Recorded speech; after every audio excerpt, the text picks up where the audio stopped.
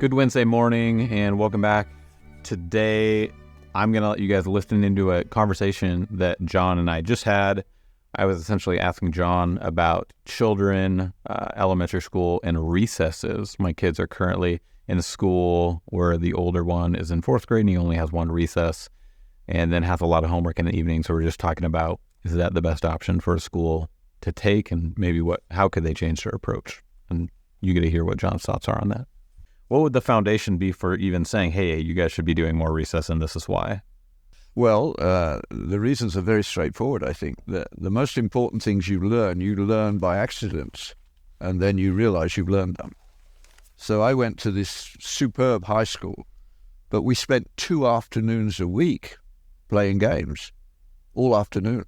Like, what do you mean? You'd stay when school was over and spend the afternoon there and not go home? No. There was no afternoon session except compulsory sports. 2 afternoons a week. Oh, so from like 12 We went in on Saturday morning as well.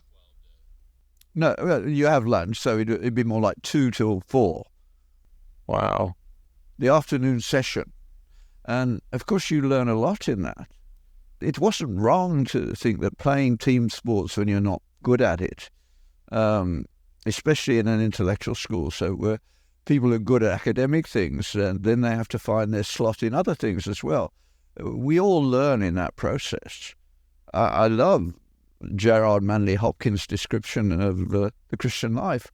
Christ plays in 10,000 places, lovely in eyes and lovely in limbs, not his, to the Father through the features of men's faces. That's beautiful. And if school doesn't see that, they need to see it and think about how they're going to allow time for Christ to play in the children. Because play for these kids, I mean, just to drive this home, play for these kids is they head out to the field and there's like a play set, an open field, and like essentially a ball game. That's it. Yeah. So recess is just running out in the field, kids running around, go crazy. The masters were there. They didn't disappear. They were around. So you needed team games, and the masters would be acting as coaches and like. Like what kind of team games in elementary?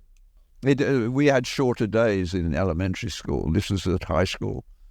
What were your days like in elementary? Our kids are in elementary right now. Well, I never did any homework. Yeah, our kids have a lot of homework. Is that because you were smart and the other kids had homework, or the school said, hey, we're not doing homework for this reason? No, they didn't give a reason. They just didn't do it. And if you started in elementary school now, would you do that? Yeah, I would think very seriously about not doing homework. But then the problem in our world is we've allowed the Asian approach to education to take over. Asian? Because it leads to success, which is Asian, yeah. Especially in Canada, where we've got a lot of Chinese and Indian, and they come. Yeah. And they are concerned with grades, nothing else. We were graded at the end of the year. I didn't even take any notes home. I didn't write anything down during the week very much. I listened and I could take it in. So to that degree, I was home free. But how else are you going to find what children are good at if you don't give them times to express themselves? Is that the goal? Like, is that what I should be thinking about? Yes, you may be. Like, meaning, is my goal to try to figure out, like, what are my children good at? Is that, like, forefront of my mind every day as I'm thinking about these things? What are they doing that's good, that I can affirm and encourage?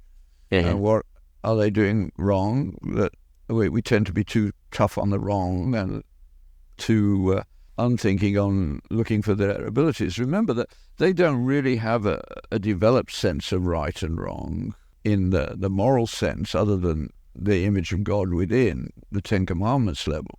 So certainly in the early days, the essential thing when you see them going off track is not just, you can in passing say that wasn't a good idea, but the first thing to do is to move them into a different area of activity, look at what they can do well. What will they do that will get them out of this bad track? And then later you say, you can perhaps talk to them about what happened.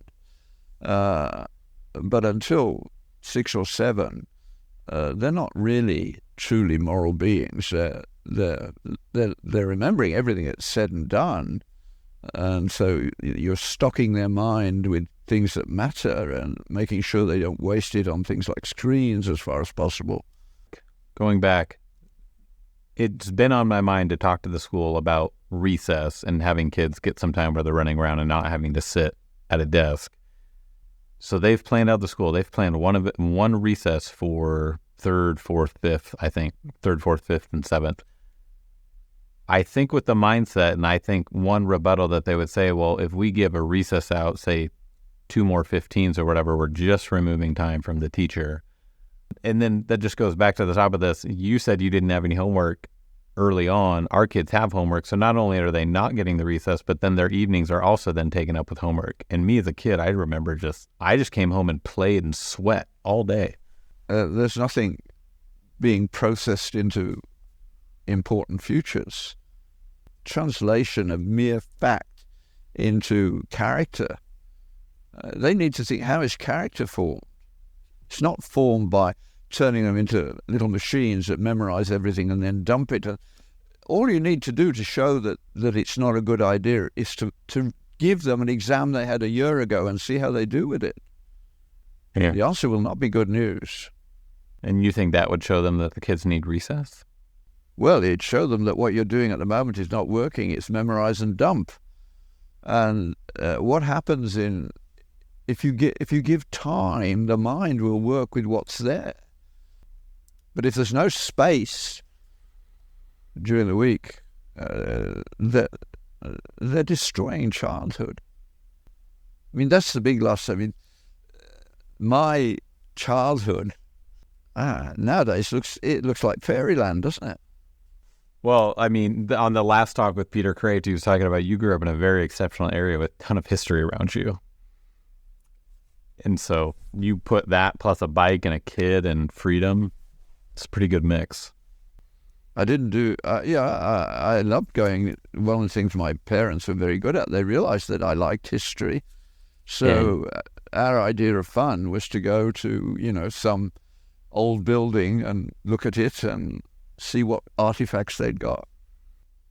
We didn't have a car, so it had to be. Thank you guys for listening and tuning in. We hope you guys enjoyed it. Don't forget, we'll be back every Wednesday with a new podcast. If you're enjoying this, think about sharing it with a friend, close family friend, close relative, maybe this one specifically with a family who has children. And we'll see you guys next week.